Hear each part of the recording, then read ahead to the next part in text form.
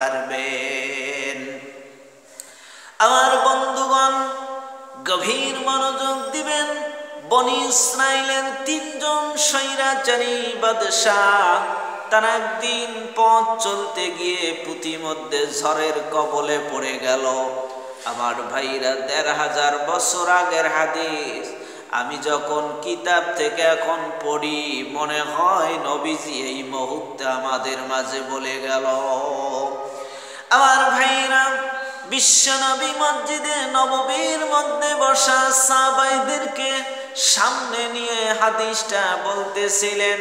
বনি ইসরাইলের তিনজন স্বৈরাচারী বাদশাহ ঝড়ের কবলে পড়ে তারা একটা পাহাড়ের গুহার ভিতর আশ্রয় নিল। যেমনি আশ্রয় নিল, তেমনি উপর থেকে একটা পাথর এসে গুহার মুখটা বন্ধ হয়ে গেল। আমার ভাইরা, ওরা তিনজন মনে মনে চিন্তা করলেন, আমরা যদি এখান থেকে কাউকে ডাক দেই কেউ শুনবেও না, কেউ আমাদের ডাকে সাড়াও দিবে না, আমাদের মরা ছাড়ার কোনো উপায় নাই।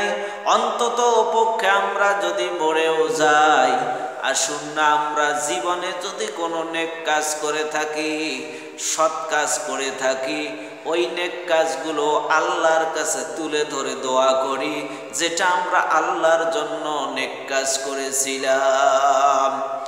আমার ভাইরা, বনি ইসরাইলের স্বৈরাচারী বাদশাহ তিনি বললেন, রব্বুল আলামিন, আমার চাচাতো বোন আমার কাছে কিছু টাকার জন্য এসেছিল।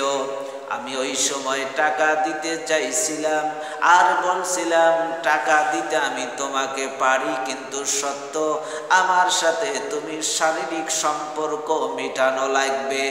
যদি তাতে রাজি হও আমি তোমাকে টাকা দেব। কিন্তু আমার চাচাতো বোন রাজি হয়ে গেল। আল্লাহ, ওই সময় আমার যৌবন ছিল, পজেশন ছিল, সব কিছু আমার হাতের নাগালে ছিল। কিন্তু আমার চাচাতো বোন আমাকে যখন বলল, ভাই আমি কিন্তু মহান রব্বুল আলামিনকে ভয় করি, তুমিও তাকে ভয় করো। আয় আল্লাহ, এই কথাটা শুধু শোনার সঙ্গে সঙ্গে আমি আমার চাচাতো বোনের সঙ্গে জেনা করা বন্ধ করেছি। এটা যদি আমি তোমার ভয়ে করে থাকি, মেহেরবানি করে আজকের এই পাথরটা একটুখানি সরিয়ে দিন। নবীজি মসজিদে নববীর মধ্যে বসা ডাক দিয়ে বলেন, সাহাবী, বনি ইসরাইলের এই স্বৈরাচারী বাদশাহ দোয়া করতে দেরি, কিন্তু আমার আল্লাহ পাথরটা একটুখানি সরিয়ে দিতে কোনো দেরি করে নাই। জোরে কোন সুবহানাল্লাহ।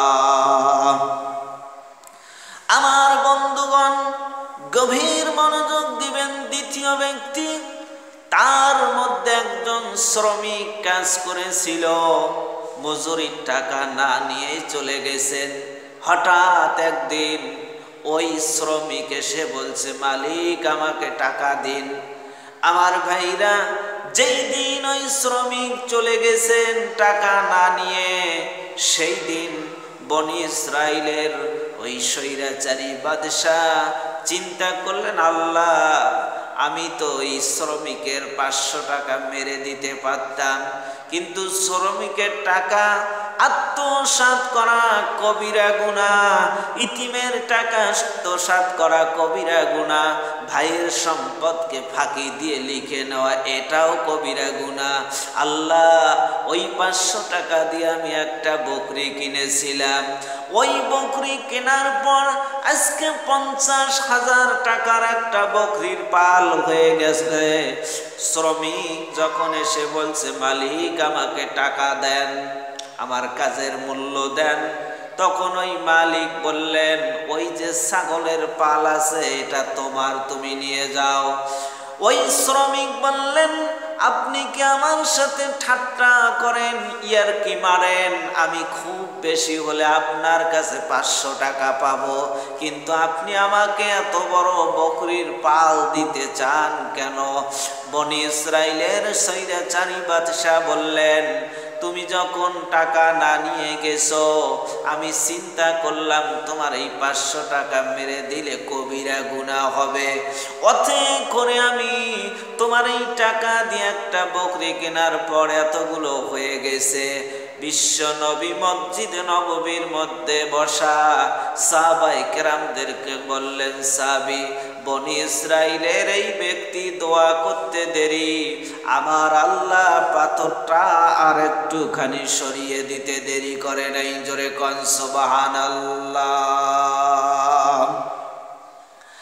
আমার ভাইরা, তৃতীয় নম্বর ব্যক্তি বললেন, রব্বুল আলামিন আমার জীবনে কোনোদিন আমার মা বাপকে আমি কষ্ট দেই নাই, শুধু তোমার ভয়ে আমার মা বাবার সাথে ভালো আচরণ করেছি, সুন্দর কথা বলেছি, খেদমত করেছি, তাদেরকে কখনো আমি কষ্ট দেই নাই।